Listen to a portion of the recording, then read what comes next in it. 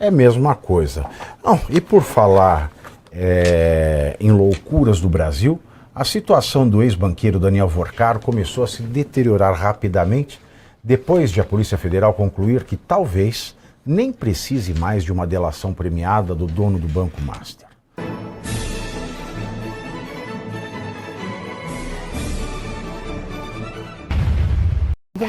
É a mesma coisa.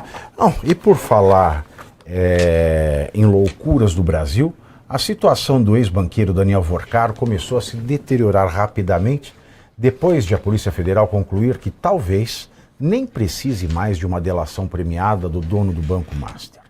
Com novas provas obtidas em celulares, documentos, contratos e quebras de sigilo, investigadores avaliam que o caso pode ser fechado sem acordo formal de colaboração. Cenário devastador para Vorcaro, que corre o risco de entregar informações sem obter benefícios penais. Enquanto a delação perde valor, a investigação avança sobre o senador Ciro Nogueira. A PF passou a apurar suspeitas envolvendo não riam, triplex. Tinha que ser um triplex. Não podia ser um duplex. Não podia ser uma mansão no Jardim América. Triplex. É o triplex. Só falta aparecer um sítio em Atibaia, né? Então começou a ver o triplex no contexto da chamada Emenda Master, a peça legislativa que, segundo os investigadores, foi encomendada e redigida diretamente pelo pessoal de Vorcaro. O imóvel entrou no radar da operação como possível elemento patrimonial relacionado ao esquema sob investigação. Poucos dias após a operação atingir o entorno de Ciro Nogueira, o seu advogado Antônio Carlos de Almeida Castro, o Cacai, deixou oficialmente a defesa do senador. Cacai fora. Cacai fora, ó. Embora a saída tenha sido tratada publicamente como decisão profissional, nos bastidores de Brasília, o movimento foi interpretado como sinal da crescente complexidade e toxicidade política do caso Master. Paralelamente, outra frente da investigação começou a atingir o partido União Brasil. A PF identificou que o ex-presidente do BRB, Paulo Henrique Costa, teria realizado um negócio descrito internamente como de pai para filho, com um aliado próximo de Antônio Rueda, presidente da sigla.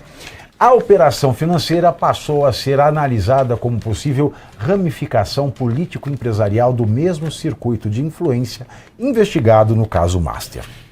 Ana Campagnoli, vale lembrar que o Ciro Nogueira ele é presidente do PP, o Ruela do União, e eles fizeram o União Progressistas, né? Eles são um casalzinho, né? Federação, né? União Progressistas. Então, mala maleta, você não acha? Os bastidores da política, os deputados estaduais, federais, vereadores, todo mundo comenta só uma coisa, que nesse escândalo do Vorcaro vai pegar político de todos os espectros. E na verdade eu acho que você também não tem aqui político de estimação, se o cara errou, eu acho que ele tem que ser investigado.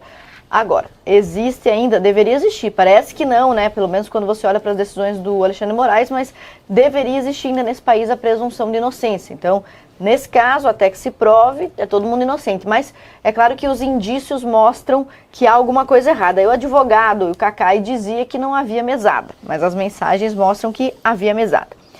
É interessante que, de novo, parece que os políticos têm fetiche em triplex, né?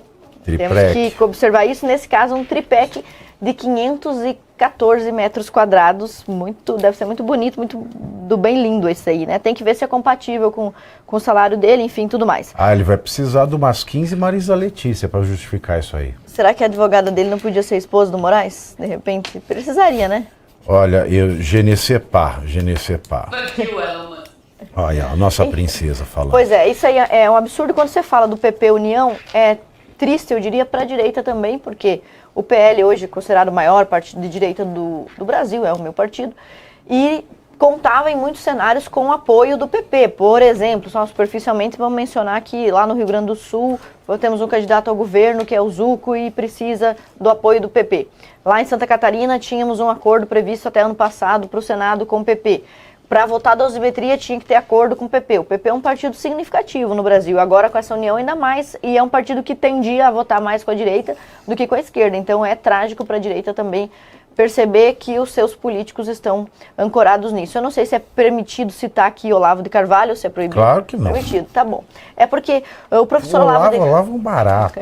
O professor Olavo de Carvalho dizia sempre assim, anos atrás, 10, 15 anos, ele dizia, se a direita entrar nessa vibe de perseguir e criticar a esquerda somente pela corrupção financeira, monetária, muito em breve, Olavo já antecipava há 15 anos atrás, políticos de direita também vão se envolver em esquemas de corrupção, e aí vão ter que ouvir da esquerda, tá vendo? É tudo farinha do mesmo saco. Enquanto o Olavo defendia que sempre a direita tinha a obrigação de se posicionar, que o maior problema da esquerda não era tanto assim a corrupção, mas o maior problema da esquerda era para que usava essa corrupção. Para financiar a Venezuela, para financiar Cuba, para financiar narcotráfico, para financiar aborto. Isso sim, estas coisas sim são ainda mais graves que o desvio do dinheiro. E antes de você passar para o Cláudio, eu quero parabenizar pelo que você disse aqui com relação à escala 6x1, ano eleitoral, pressão eleitoreira, e os políticos de direita parece que esquecem que foram eleitos para ser de direita. Existe uma centralidade nesse argumento relacionado a trabalho e capital que distingue direita e esquerda de uma forma gravíssima. A esquerda sempre foi a favor da CLT, que nada mais é que uma cópia inspirada na Carta de Lavoro do Mussolini, que é fascista, eles nos acusam de fascista, mas são eles que querem uma CLT cada vez maior, o engessamento cada vez maior do trabalhador. É crucial para a esquerda engessar o trabalhador, as relações de trabalho, porque para a esquerda é preciso controlar o capital até conseguir aboli-lo completamente e assim controlar também o trabalhador. Então não tem como um cara se dizer de direita, muito menos do liberal, se ele não defender a liberdade de negociação entre patrão e funcionário. E é triste que realmente, quando chega a pressão da eleição, Pavinato, os políticos de direita parece que votam como a esquerda para não desagradar o eleitor de direita. Eu fico doida com um negócio desse. Essa fala do Totem, né, eu reproduzi uma entrevista que a minha querida amiga doutora Gilda de Figueiredo Ferraz, ela deu ontem à noite no SBT, explicando os efeitos do fim da escala 6x1. Aliás, quero mandar um beijo imenso para a doutora Gilda, que nos acompanha, e também para o pessoal das prerrogativas do Fórum Trabalhista aqui da Marquês de São Vicente. Hoje eu passei por lá e o pessoal pediu para deixar um beijo para eles, e assim o faço. Aí vamos. É interessante, eu gostei da análise da vereadora, principalmente no que ela disse, né, presunção de inocência, que nenhum dos presos do 8 de janeiro teve. Eu vou repetir isso todas as vezes que eu tiver a oportunidade. E não é engraçado a gente dizer, e ela ter terminado dizendo isso, né, que é uma prática eleitoreira e por isso muitos deputados de direita vão votar nessa questão do fim da escala 6x1, que é uma vergonha, né, é vexatório até a gente estar falando sobre isso, do mesmo jeito que eles aprovaram a dosimetria. Então a gente vai voltar no mesmo campo, voltar na mesma questão. E eu vou beneficiá-los com a presunção de inocência, de que de repente eles tenham sido enganados, ou então se engajado numa causa sem conhecer com profundidade o conteúdo, porque graças a você, eu sempre vou agradecer, de ter levado aquele vídeo ao Alcolumbre, a gente escapou de um mal ainda maior, né? Porque a lei antifacção tinha sido aprovada com uma progressão de regime piorada para o detento e o condenado por crimes graves, crimes hediondos e etc. E o PL da dosimetria, com o veto derrubado, voltaria a estaca zero, uma lei que deu muito trabalho para a própria direita aprovar. Então, note que nesse ponto tem razão a Ana Campagnolo, que a esquerda está muitos anos na nossa frente. Tanto que não só enganou a direita nesse projeto esdrúxulo da doce mentira, como colocou lá um prêmiozinho, ou seja, um típico cavalo de Troia. E que não é só o fato de ninguém ter lido antes, ele foi aprovado do dia para a noite, na madrugada de 5 de dezembro de 2025, para que ninguém pudesse ler mesmo. E essa prática é corriqueira. O que me causa estranheza é todo mundo cair numa questão dessa e parece que não aprendem com o próprio erro, continuam caindo, como ela disse. É uma pena, de se lamentar. Não só caindo, né, como não tomando iniciativas inteligentes. Alguma, exatamente. Porque tanta coisa podia ser feita. Você veja, a questão da descriminalização da calúnia, da injúria e da difamação. Você quer desidratar o inquérito das fake news? Descriminaliza a calúnia, injúria e difamação. Perfeito. Ah, mas existem crimes de calúnia no Brasil. Foda-se! Existe tráfico no Brasil. E o traficante não vai preso. Existe homicídio no Brasil. E 70% dos assassinos não vão preso. Existe estupro no Brasil. E 99% dos estupradores não vão presos. Aí vocês querem me prender caluniador? Ah, vão lamber detergente IP também, pelo amor de Deus. Opa, Vinato, uma coisa interessante. Eu faço parte de uma espécie de ONG que faz transparência, que luta pela transparência eleitoral e acompanha eleições em todo o mundo, né, na Europa, América Latina, enfim. E nós estivemos em diversos países acompanhando a eleição e conversávamos sempre com o tribunal, com o ministro, com presidentes de tribunal, e na maioria dos países não conseguiam entender o que o TSE faz aqui. Eu explicava, não, mas é que lá no Brasil, por exemplo, o tribunal proibiu o Nicolas de chamar o Lula de ladrão durante a campanha.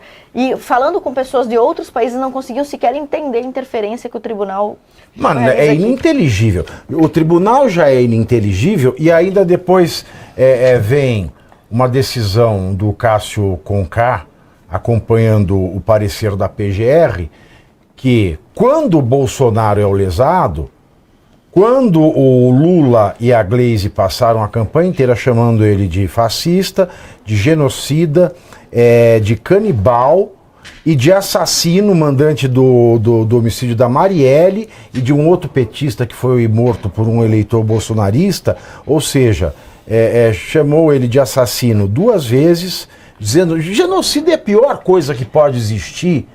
Agora, por que não pode chamar o Lula de ladrão? Mas pode chamar o Bolsonaro de genocida. Esse país aqui, ser ladrão é pior do que ser genocida? Não dá para entender. Não tem senso de proporção. O STF se desfez. O STF, ele escorreu pelo ralo. O STF, instituição, escorreu pelo ralo. Por quê? Porque a instituição ela é tocada por aqueles que ocupam as suas cadeiras. E à exceção de 2, com muito boa vontade, o STF ele não se evaporou por completo. Por quê? O Fux mudou seu entendimento, não sei se por